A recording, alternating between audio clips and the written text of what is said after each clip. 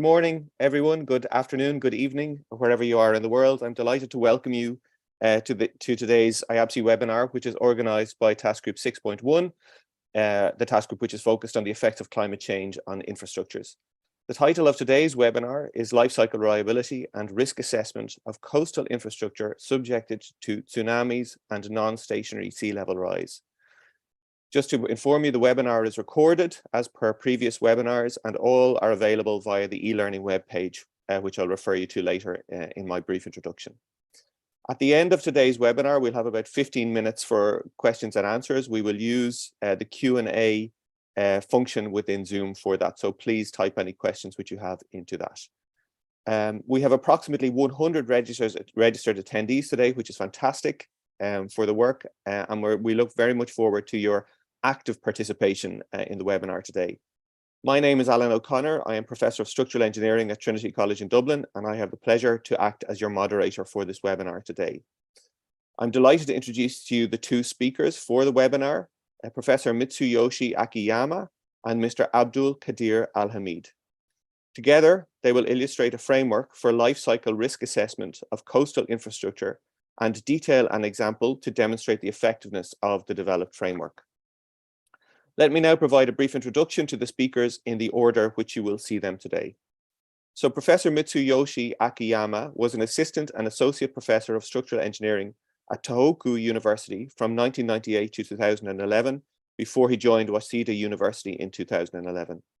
Professor Akiyama's main research interests are life cycle performance assessment of infrastructure systems under multiple hazards, including earthquake, tsunami, corrosion, and climate change.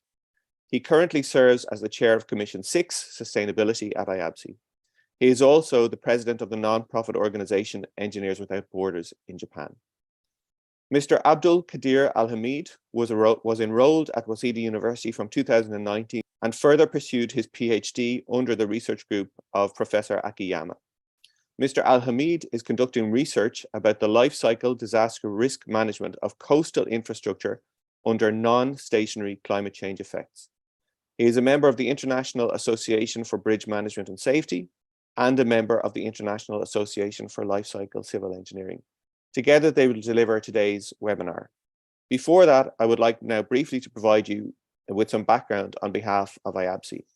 So IABSE, as you know, is the International Association for Bridge and Structural Engineering and is responsible for organizing this and a series of relevant webinars. IABSE's mission is to exchange knowledge and advance the practice of structural engineering worldwide. In this regard, it focuses on all aspects of structural engineering, all types of structures and structural materials, and all aspects of the construction process. Altogether, the organization has over 3,200 members in 100 countries.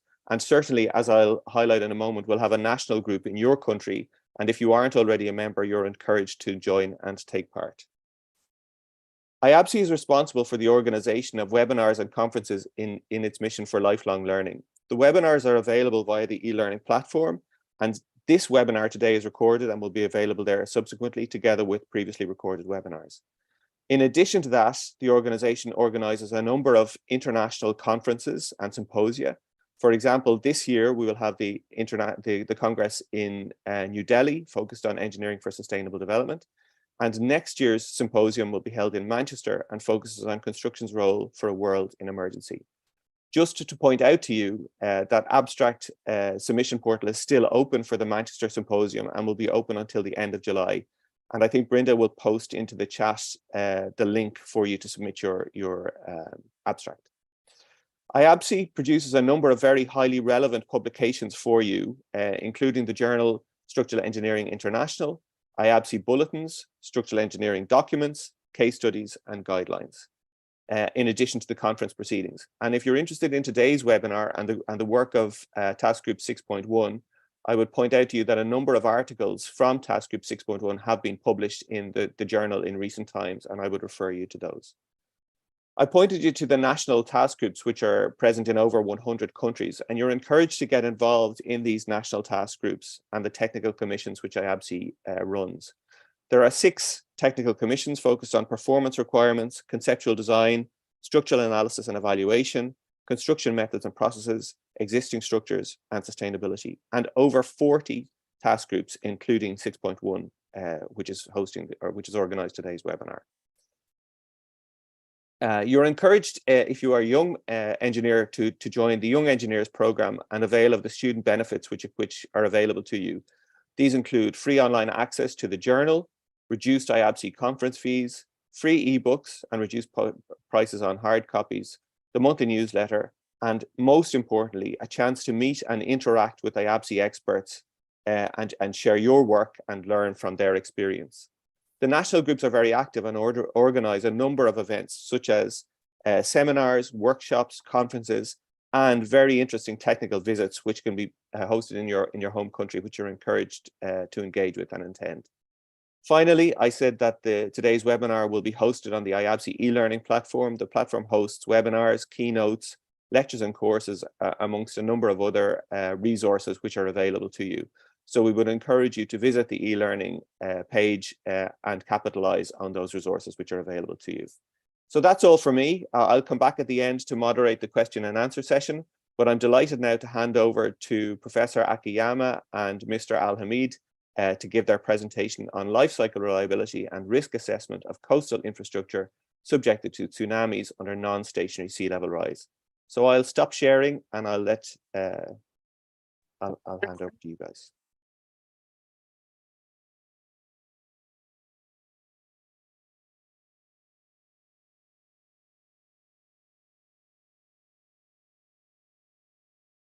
Professor Akiyama, you're muted.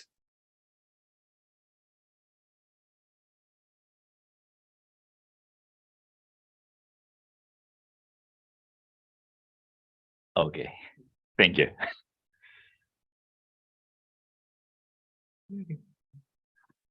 Okay, so thank you very much, Alan, for your kind introduction. Good morning, ladies and gentlemen in Europe, and good evening, my friends in Japan and Asia. It's our great pleasure to be here to make a presentation, which is a life cycle reliability and risk assessment of coastal infrastructure subjected to tsunami and non-stationary sea level rise. So first of all, we would like to express our sincere gratitude to IABSE for giving us this great opportunity to present our research relating to task group 6.1. So in this presentation, first, I will describe the history of natural disasters in Japan. I want to explain how we develop our structural design methodology based on lessons from past earthquake disasters. And then I want to describe the need to address multi-hazard issues, including climate change. And then my PhD student, Mr. Abdul Al-Hamid, will present a quantitative evaluation method of multi-hazard, especially the combination of tsunami and sea level rise, and its application to coastal risk and resilience assessment. Okay, so let me share my screen.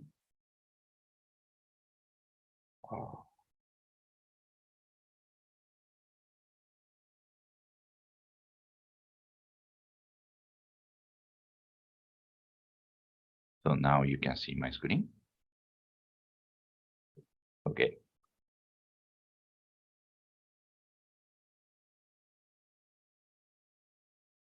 So in Japan, since 1995 Kobe earthquake, there have been so many large earthquakes with the magnitude of larger than 6.5. Structures and infrastructures in Japan have been damaged due to these earthquakes. So the investigation of these negative consequences gave rise to serious discussions about seismic design philosophy and to extensive research activity on the retrofit of as-built structures. So the seismic design methodology for new bridges has been also improved. So based on the experience of seismic damage to structures and infrastructure systems, so research progress on earthquake resistance, so shear and ductility designs of RC components, and seismic retrofit design using steel jacketing and seismic dampers have been revised. So upgrade of seismic design specification has improved the seismic capacities associated with the horizontal strength and displacement. So finally, the failure probability of bridges subjected to ground motion has been significantly reduced. So as I mentioned, so failure probability of new and retrofitted bridges in Japan subjected to ground motion has been significantly reduced. So let's see what happened in the recent two large earthquakes, the 2011 Great East Japan earthquake and the 2016 Kumamoto earthquake. So these are pictures taken during the field investigation conducted after the 2011 Great East Japan earthquake. Also, these are pictures taken during the field investigation conducted after the 2016 Kumamoto earthquake.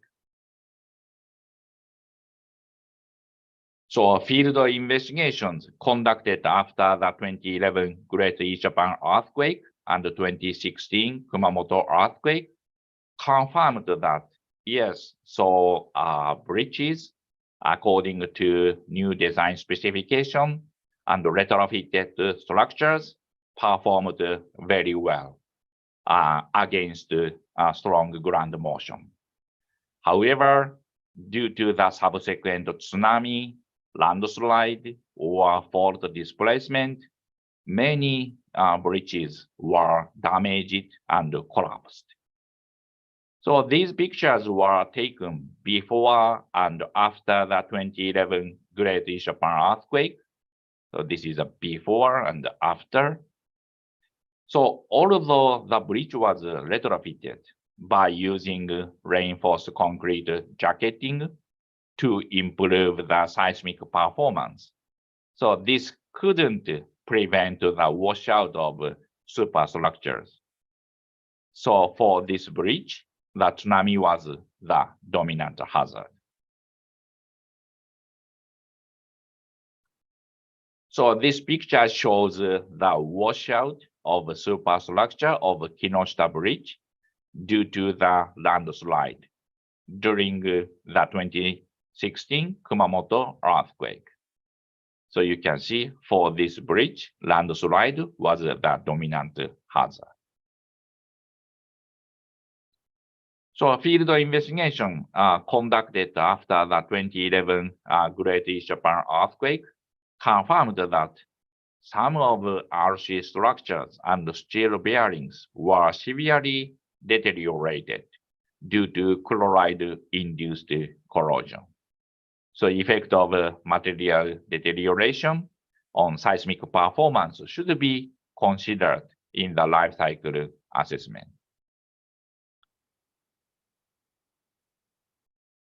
So based on the lessons learned from the earthquake and tsunami disasters in Japan, so my laboratory has been studying life cycle analysis method for structures under multiple hazards. However, recently we are thinking, so recent disasters show that countermeasures against earthquakes and tsunamis alone are not sufficient. So now it's a time climate change issues need to be incorporated into our framework of life cycle analysis. So these pictures show the situation where the runway of Kansai International Airport was submerged by the storm surge. The road and railway bridges leading to Kansai International Airport were severely damaged by tanker collisions during the storm surge. You can see this is a tanker, and railway bridges and road bridges were severely damaged. So these photos show bridges across Kuma River, which were washed away during the flood. So unlike European rivers, many Japanese rivers flow through mountain areas and have a very steep riverbed gradients. So this results in higher water pressures, and which cause many bridges to be washed away during flooding.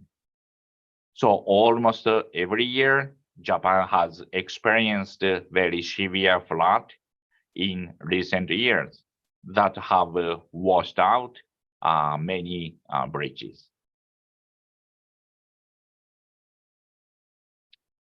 So focusing on the Pacific coast of Japan, I report on how sea level rise associated with the climate change will increase tsunami risk, and how this will affect the resilience of the region.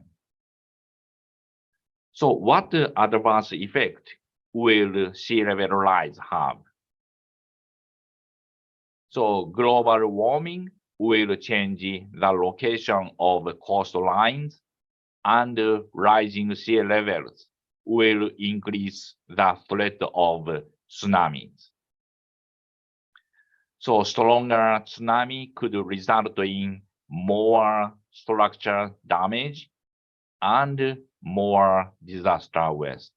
Disaster waste is a very important indicator to discuss resilience.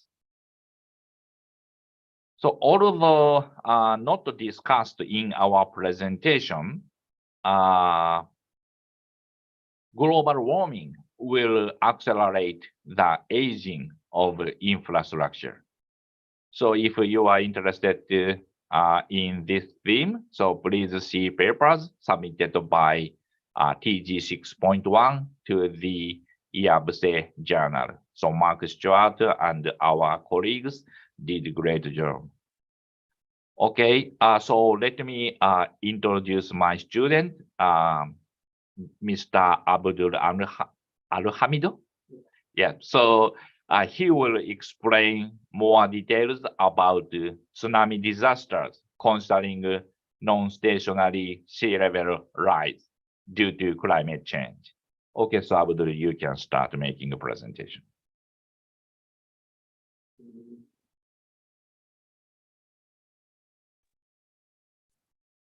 Okay, thank you very much, Professor Akiyama. Let me share my screen.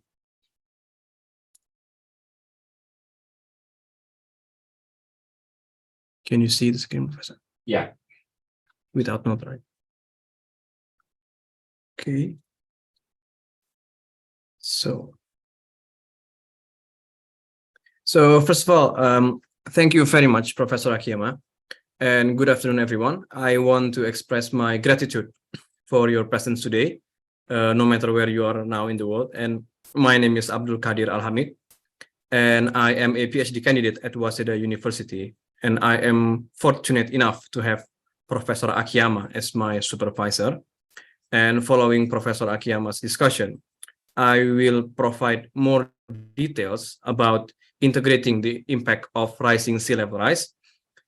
And I will explain the step-by-step process of assessing the reliability, life cycle reliability, and risk associated with climate change And to make things clearer, I will demonstrate a case study and then close this discussion with the conclusions.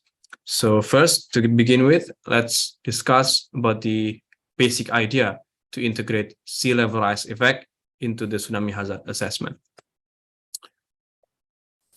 Over the past few decades, there have been excessive CO2 emissions from industrial activities leading to global warming. As a result, our coastal infrastructure have become more vulnerable to sea level rise. Moreover, with uncertain fault movement in the future, the impact of tsunamis is expected to be intensified due to sea level rise. Then our research question then would be, what are the major challenges for considering long-term climate change on reliability and risk assessment? Especially how to consider the future uncertainties of sea level rise due to climate change at specific location and time. And then how to combine both sea level rise and tsunami hazard in a probabilistic context. So first, let's discuss item number 1. In order to understand the sea level rise hazard assessment, basic knowledge associated with its component and the terminology will be explained first. In this study, three sea level rise components are considered, namely the stereodynamic sea level rise due to volume thermal expansion, ocean volume expansion, and then glacier and ice sheet sea level rise due to ice melting. The stereodynamic sea level rise is estimated using several climate models, namely GCM, while glacier and ice sheet sea level rise are evaluated based on various surface mass balance simulation. And in this study, 4 climate change scenarios, namely RCPs, are considered.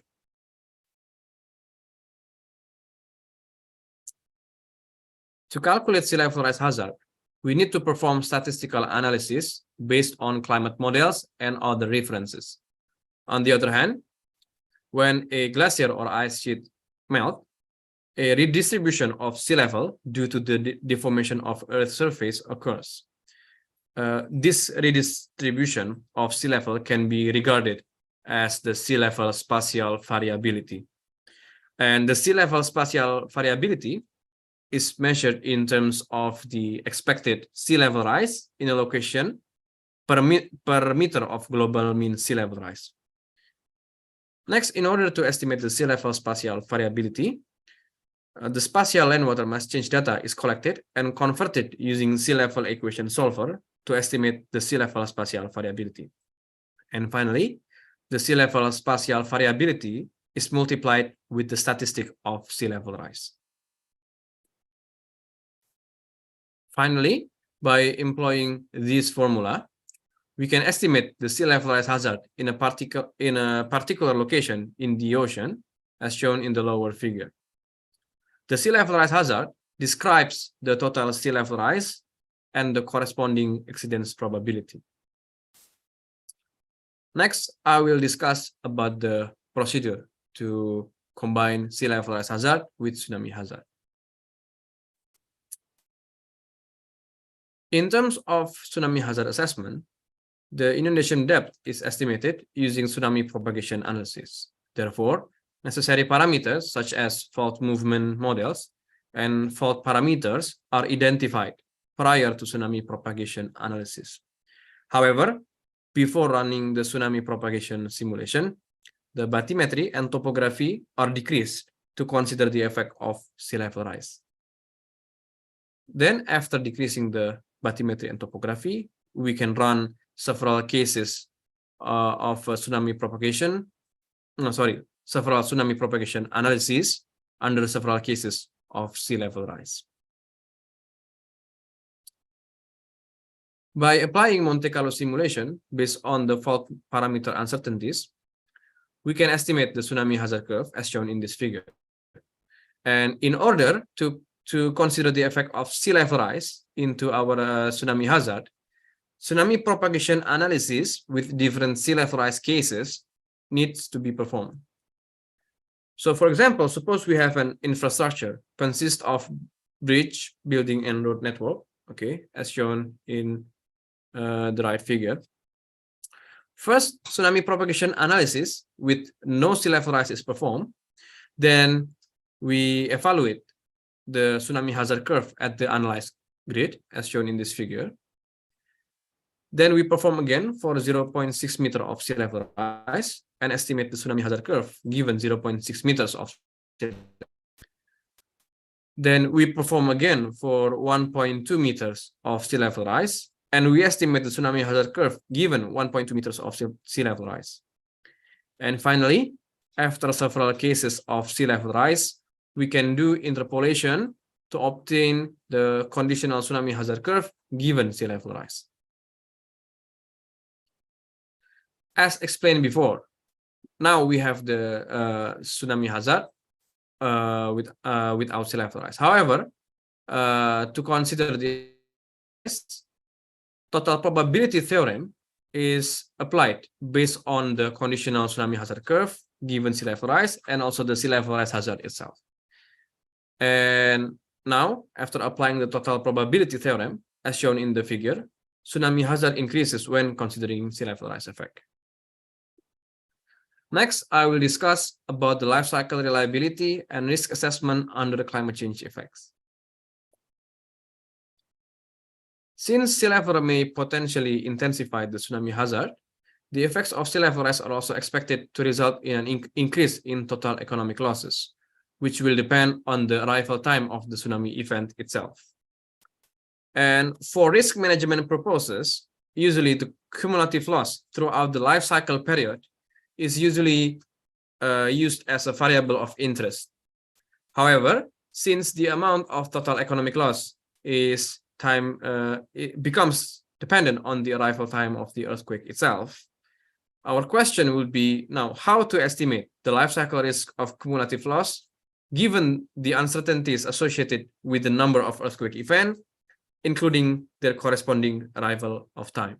So in the future, we may not know how many earthquake events, and we may not know when each of these earthquake and tsunami events will come. Now, the methodology consists of 6 main steps, including the data collection of buildings, time variant tsunami hazard assessment, fragility assessment, damage probability assessment of building, time-dependent risk assessment, and Monte Carlo simulation-based cumulative loss. In the first step, we need to establish our analyzed region, as shown in this figure. And then, based on our analyzed region, we need to discretize our analyzed region into small grid cells using Geographic Information System, GIS. And finally, the information of each structure in the analyzed region is collected in step 1. As explained in the previous part, after tsunami propagation analysis, we can have several tsunami inundation maps for our analyzed region. In this case, I show only one tsunami inundation map. And if we look closer, our structure is now inundated with different intensities. The tsunami hazard, representing the relationship between inundation depth and its corresponding exceedance probability, can be evaluated in the grid containing our analyzed structure, as shown in the figure. In step 3, the fragility of individual structure, defined as the conditional damage probability given the inundation depth, is evaluated based on past disaster data. In this study, we consider 2 damage states, moderate and complete damage. In step 4, the failure probability of individual structure is evaluated by convolving the tsunami hazard curve with the fragility curve according to the total probability theorem, as shown in the following equation. In step 5, the failure probability of individual structure is converted to economic loss by multiplying the failure probability with the unit replacement cost of the corresponding structure.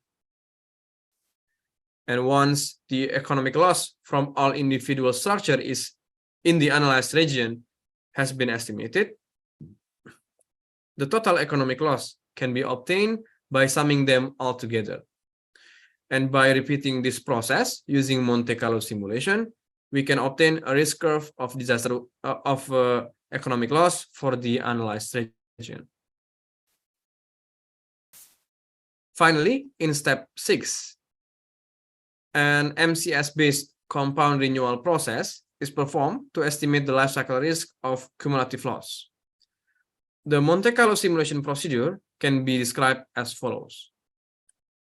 First, we sample the tsunami arrival time based on the corresponding uncertainties. Next, we generate a random sample of tsunami inundation for each building. Subsequently, we sample the damage state of the corresponding building based on the sampled tsunami intensity and fragility curve. Then we calculate the loss, MCS trial I and earthquake N. And we record the total loss at time T1. We repeat again this process and then calculate the cumulative loss from the interval time T0 to time TD for MCS trial I. Finally, we repeat this process until a predefined number of MCS trial to obtain the life cycle risk curve of cumulative loss, as shown in the right figure. Next, I will provide a case study to demonstrate the effectiveness of the proposed methodology. In this study, the anticipated Nankai Trough fault movement is used as a study case. The tsunami generated from this fault movement is predicted to cause a more massive damage to coastal infrastructure compared to the 2011 Great East Japan earthquake. Next, the sea level rise over the anticipated Nankai Trough fault movement is evaluated based on the maximum grid contained inside the fault movement. And as we can see from the figure in here, so we evaluate the sea level rise over the Nankai Trough fault movement in here in the maximum grid. Okay, now as we can see in the figure, the intensity and variability of sea level rise is increasing over time, indicating that the non-stationary characteristics of sea level rise. Moreover, in this study, the Kochi Prefecture of Japan is used as a study case.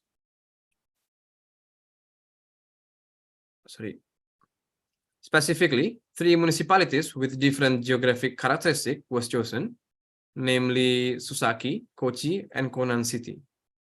Moreover, as shown in the right figure, these municipalities have different number of building population among them, where Kochi City holds the most populated building with around 140,000 buildings, and 120,000 of them are projected to be inundated due to tsunami. Therefore, the effects of sea level rise, building population, and geographic condition on the life cycle tsunami risk of cumulative loss are investigated in this study. Next, here is the result of tsunami propagation analysis in the Kochi Prefecture. In more details, we can see that Kochi City has a wider tsunami inundation area compared to Konan City due to the different geographical characteristic. Also, compared to other municipality, Susaki has the highest inundation depth, especially after sea level rise effect are considered. And under a 0.6 meter of sea level rise, both the inundation intensity and area in Susaki and Kochi cities increase significantly. While, as we can see for Konan City, the effect of sea level rise are hardly observed. Next, this is the result for the conditional and time variant tsunami hazard curve.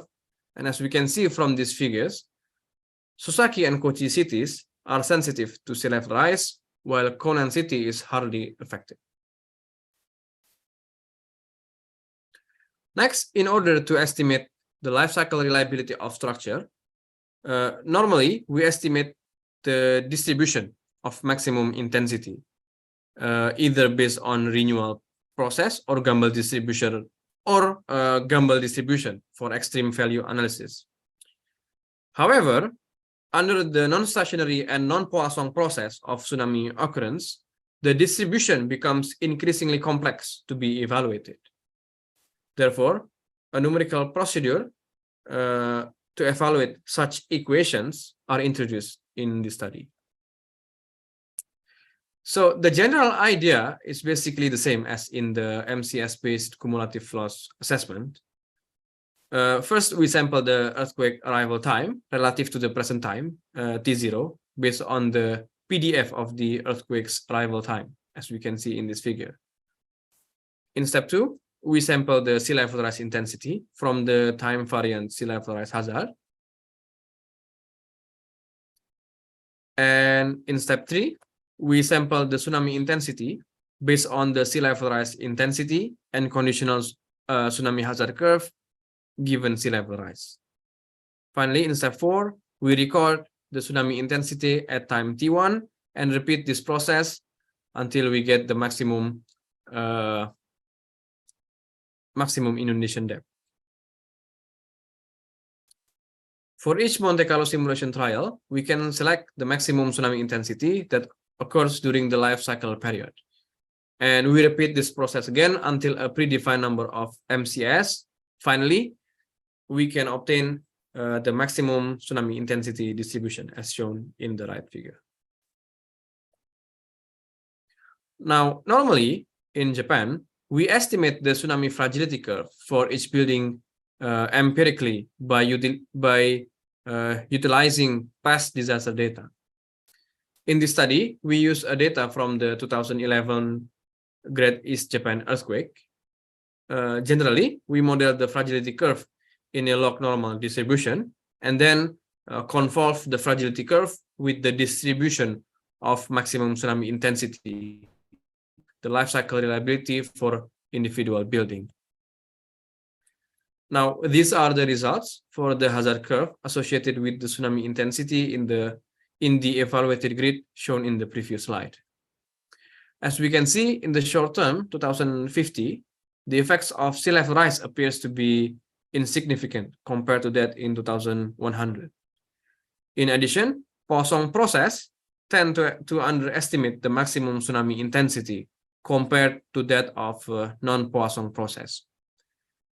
And finally, in 2100, the effects of sea level rise vary depending on the analyzed region.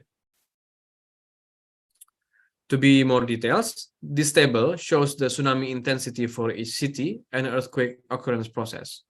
For Poisson process in a higher exceedance probability, the value of tsunami intensity is 0, as you can see in here, indicating that the earthquake does not occur in this range of exceedance probability.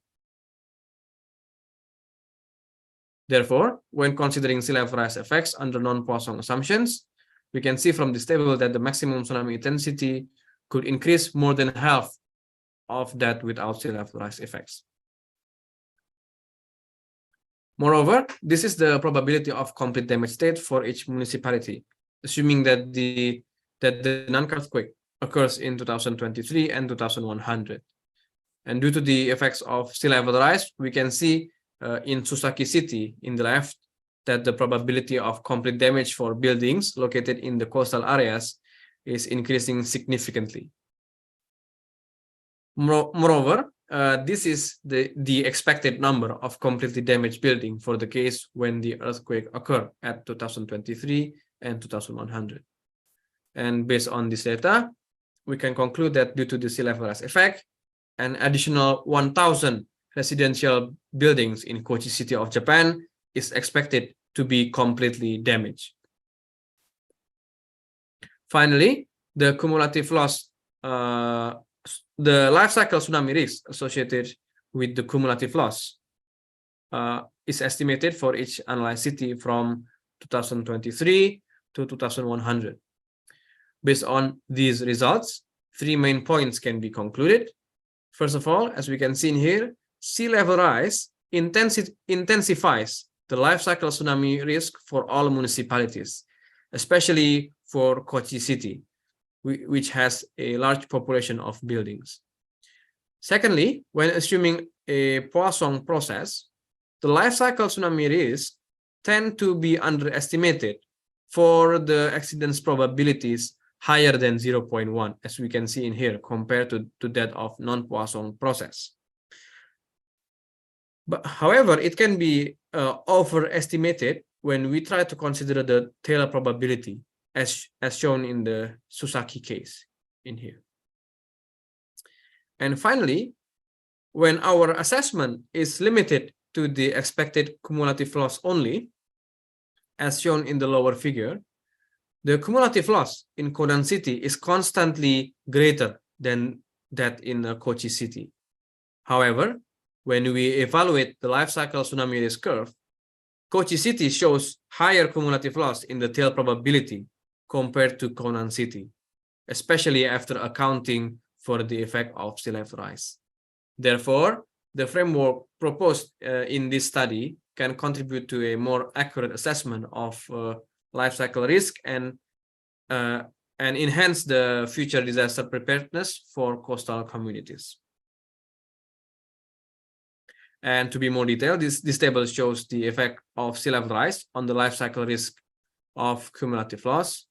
In the tail probability of Kochi City, the total loss could increase by threefold, as we can see in here, for 1% exceedance probability.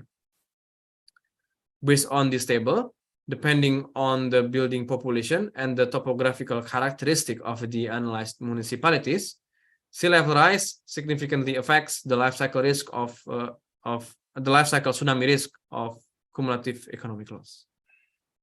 And finally, I will close this presentation with the following conclusions. First, a novel approach for probabilistic tsunami hazard assessment that encompasses sea level rise uncertainties and their spatial variability is established. Secondly, the proposed maximum distribution of tsunami intensity can serve as a useful parameters to estimate the life cycle reliability of a structure. In addition, the consideration of non-Poisson process enables a more accurate assessment of structural reliability under tsunami actions.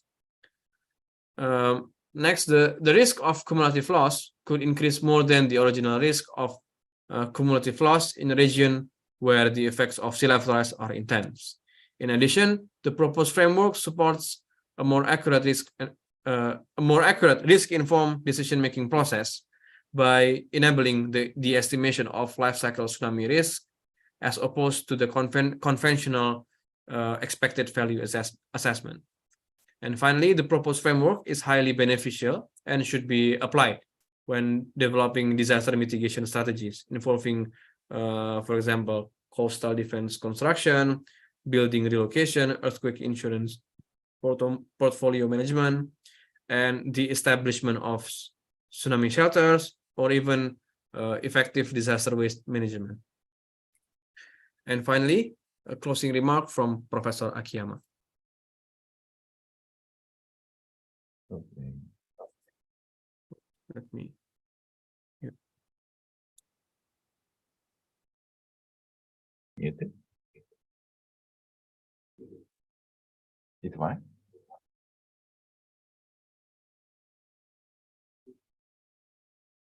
Yeah. Okay, so you have this.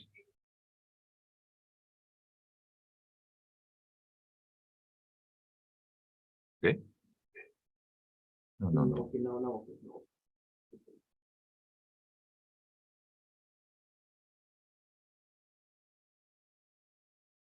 Okay. So thank you, Abdul.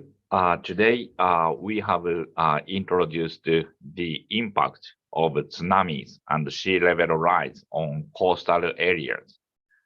So, however, in order to build a sustainable infrastructure system that is safer, less risky, and more resilient, we need to further promote we need to promote research further on multi-hazard, including climate change, such as the combination of a storm surge and sea level rise, or the impact of climate change on typhoon intensity.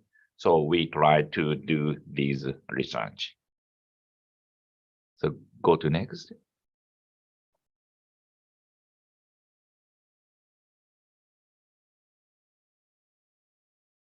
Okay, so the studies presented here today are supported by several JSPS Kakenhi Fund.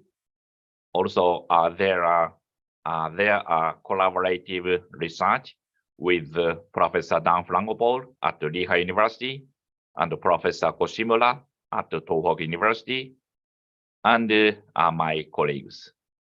Also, I would like to thank the members of IABSE TG 6.1, and also I want to thank the members involved in the SEI, Structures Engineering Institute, ASCE special project on effect of climate change on structural performance. We want to say thank for their very valuable comments. So this is all. Thank you very much for your kind attention. Thank you. Fantastic. Thank you so much. Abdul, maybe you could stop sharing your screen now while we have the questions and answers. Okay, so thank you very much, Mitsuyoshi and Abdul, for fantastic presentation. Very interesting, and a very interesting exposition of the work, the type of work that's being performed by Task Group 6.1. So let me get a plug in for Task Group 6.1. If you're interested in this kind of work and assessing the effects of climate change on infrastructures, please, you can reach out to the chair of the task group, Professor Andre Orsesi, directly, or to myself, the co-chair, or to any members of the task group, or via IABSE, if you're interested in becoming involved in this work. As Professor Akiyama said, we have a number of very interesting articles have been published from the task group in the IABSE journal, so you're also referred to those. So I'll go to the questions and answers, and please type any questions which you might have in via the questions and answers, and I will refer them appropriately. So the first question, which comes from Rajiv Garg, is what are the reasons for non-Poisson distribution for the extreme events? So perhaps Professor Akiyama, you might like to take that, or Abdul, I'll leave you to choose. Okay, so I will take the question. Thank you very much for the question. So as you may know, for a single fault movement model, we usually here in Japan, we use a non-Poisson model such as log normal distribution or Brownian passage time distribution, BPT distribution, because actually the inter-arrival time between one earthquake and the other can be predicted based on their stress accumulation in the fault movement, like that. So based on the inter-arrival time of the single fault model, we can model this inter-arrival time as a non-Poisson process, like that. So actually, this non-Poisson process has been widely used for many applications. Yeah. That's fantastic. Thank you very much, Abdul. So the next question comes from Woody Nugraha from Indonesia, and it's a question I wondered myself. So Woody asks about the potential adaptation measures that can be taken to mitigate the impacts of rising sea levels on infrastructure. And the question specifically asks, what are some practical strategies or technologies that could be implemented to enhance the resilience and reliability of coastal infrastructure in the face of this challenge? It's more general, I think. You want to answer? It's a really big question, and especially for a combination of tsunami and sea level rise, the hydrodynamic pressures are very too large. So, for example, during the 2011 Great East Japan earthquake, many superstructures were washed away, displaced more than 400 or 500 meters. So at this moment, we believe it's quite difficult to develop some design methodologies to prevent the damage and collapse from a giant tsunami.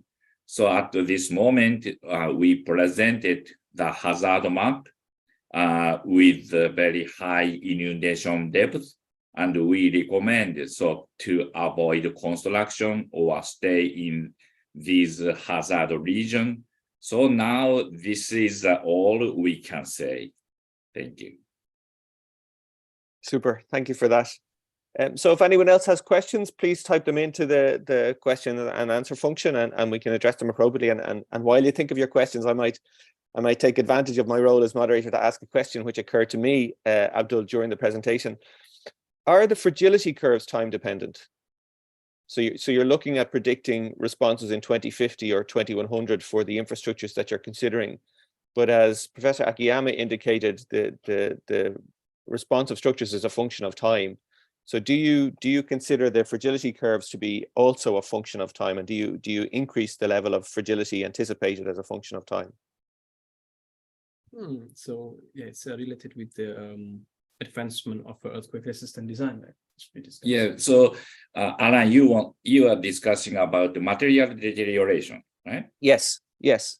Yeah, of course, especially now we are targeting on coastal communities.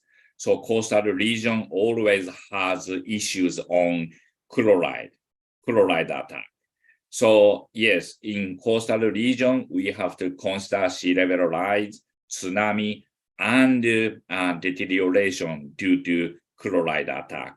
Yes, so we are studying about how to include effect of material deterioration on the structural capacity, and we can use these fragility curves in the tsunami risk assessment.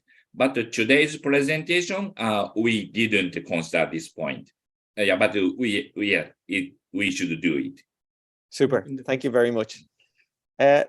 So any other questions from the floor? Would anyone like to ask an additional question to our presenters today? This is a fantastic opportunity on an excellent topic of high interest. So it's your opportunity to address questions to Professor Akiyama and Mr. Al-Hamid, if you have them.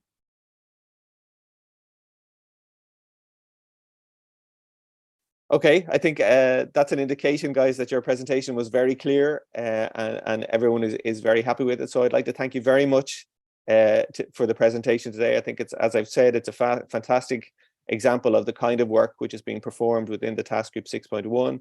I would encourage anyone who's interested to get involved with the task group if you're interested in the work and to see how it's taken forward. And as I've said, to refer to articles in the journal on this and look for the outputs from the task group. So I'll close the session now. I'll thank you very much, Professor Akiyama and Mr. Al-Hamid, for a fantastic presentation, and I'll wish you all, wherever you are in the world, I'll wish you all a fantastic remainder of your day. Thank you so much. Bye-bye now. Thank you. Thank you very much. Thank you. Bye-bye. Goodbye.